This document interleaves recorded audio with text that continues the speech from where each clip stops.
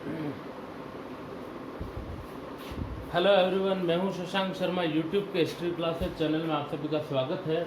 हम बात करते हैं अपने नेक्स्ट लेक्चर की मराठों के सुदृढ़ीकरण में। पहले अपन ने पढ़ा था महादजी सिंधिया का योगदान, अब अपन पढ़ रहे हैं नाना फडणवीस का योगदान मराठों के सुदृढ़ीकरण में। देखिए, जिस प्रकार महादजी सिंधिया की भूमिका रही थी मराठा साम्राज्य के उत्कर्ष में, उसी प्रकार की भूमिका यहाँ नाना फडणवीस की भी देखी जाती है। नाना फडणवीस अत्यधिक चतुर, साम्राज्यवादी और कूटनीतिज्ञ व्यक्ति थे। इन्होंने बड़ी ही सूझबूझ और दूरदर्शिता की नीति अपनाई। इतिहास के अंदर यह अपने दूरदर्शिता और सूझबूझ के लिए विख्यात माने जाते हैं। इन्हीं के ही योगदान से मराठा साम्राज्य का सुदृढ़ीकरण देखने को मिलता है।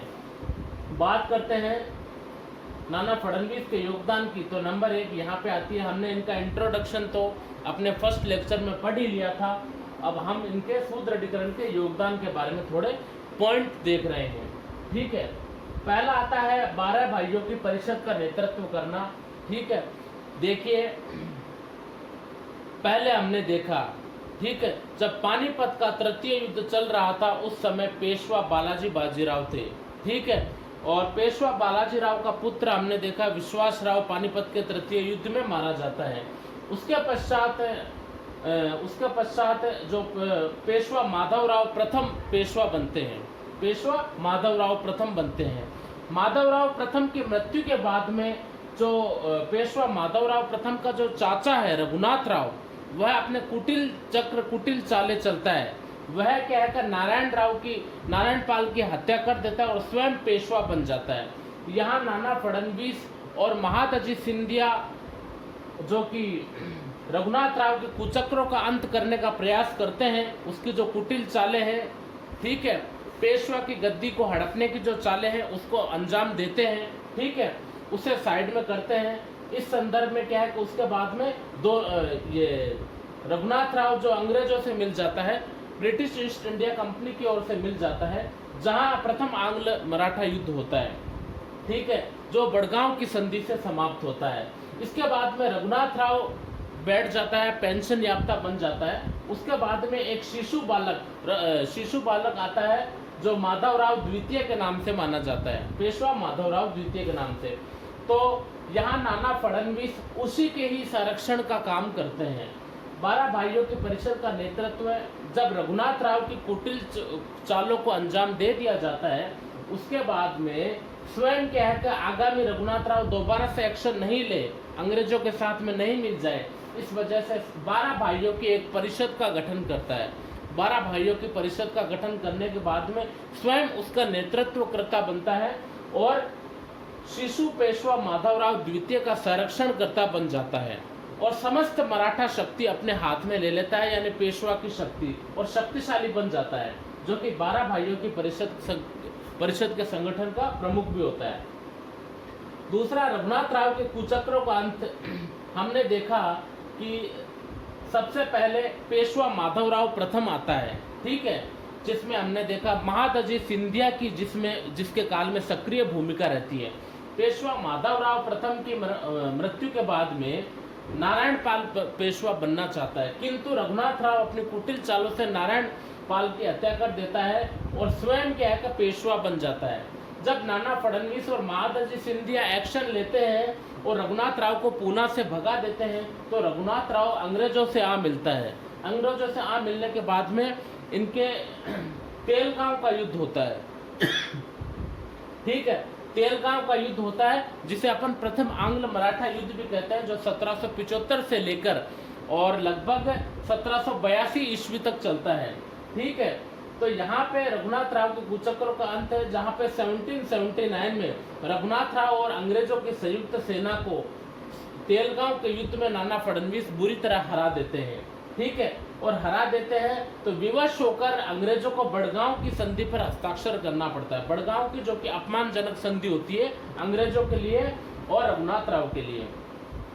बड़गांव की संधि जो कि 1779 में होती है, जो कर्नल काकबर्ग वर्सेस मराठों के मध्य होती है। काकबर्ग के नेतृत्व में शांति समझौता बरकरार किया जाता है कि चलो ठीक है, युद्ध करने से कोई लाभ नहीं होगा।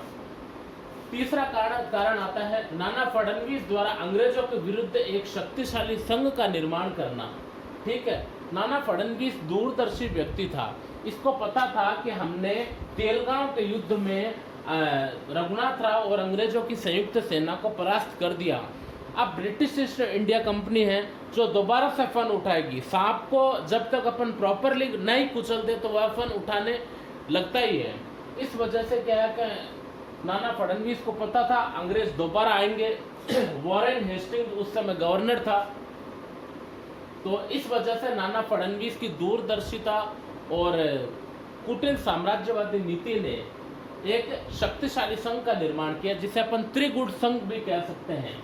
ठीक है, तो तेलगांव की पराजय और अन्य कई घटनाओं से ईस्ट इंडिया कंपनी नाराज थी और वॉरेन हेस्टिंग्स के नेतृत्व में जनरल गोगार्ड को मराठों के विरुद्ध कार्यवाही करने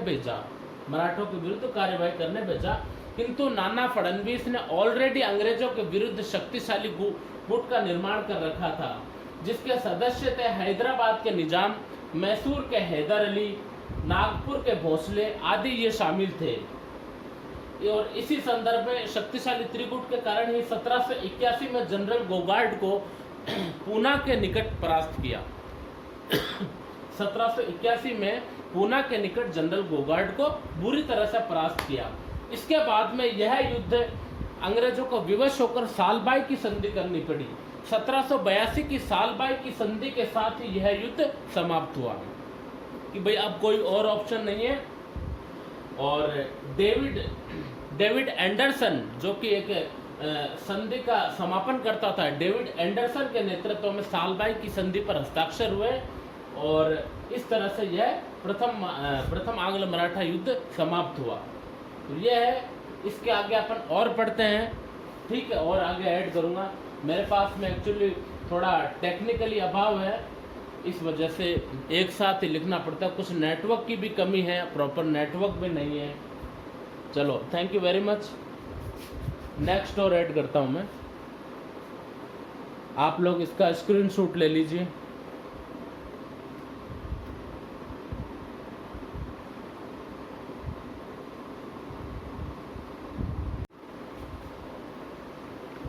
हाँ, तो बात करते हैं अपन अगले टॉपिक की, हमारे मराठों के सुदृढ़ीकरण में नाना फडणवीस के योगदान से संबंधित चौथा पॉइंट। ठीक है, हमने तीसरे पॉइंट में देखा कि नाना फडणवीस अंग्रेजों के विरुद्ध एक शक्तिशाली त्रिगुट का निर्माण करता है और अंग्रेजों को करारी मात देता है। ठीक है, और वह युद्ध हमने देखा 1782 में सालबाई की संधि से समाप्त हुआ। ठीक है, यहाँ नाना फडणवीस अपनी दूरदर्शिता का परिचय देते हुए टीपू सुल्तान के विरुद्ध अंग्रेजों से सहयोग या अंग्रेजों को सहयोग दे रहा है, क्योंकि कहीं ना कहीं नाना फडणवीस के मन में लालच था। अपने अंतिम वर्षों में नाना फडणवीस वैसे भी लालची प्रवृत्ति का, थोड़ा शक्की मिजाज का व्यक्ति बन गया था। ठीक है, इसके पास में अतुल धन संपदा थी। तो नाना फडणवीस की चाहत थी कि कर्नाटक का पश्चिमी क्षेत्र मराठों के अधीन आ जाए, कुल मिला के नाना फडणवीस के हाथों में आ जाए। इसलिए नाना फडणवीस ने टीपू सुल्तान के विरुद्ध अंग्रेजों की मदद की थी।